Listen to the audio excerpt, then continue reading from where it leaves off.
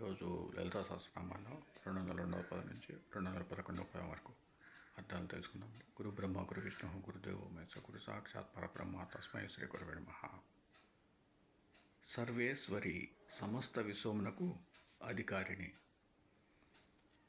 సర్వమయి సర్వమునందు నిండి ఉన్నది, సర్వమంత్ర స్వరూపిణి అన్ని మంత్రములను తన స్వరూపముగా కలది, సర్వయంత్రాత్మిక అన్ని యంత్రములకు ఆత్మస్వరూపముగా కలది, సర్వతంత్ర రూప అన్ని తంత్రాలను తన రూపంగా గలది, మనోన్మని శృతి స్వరూపిణి,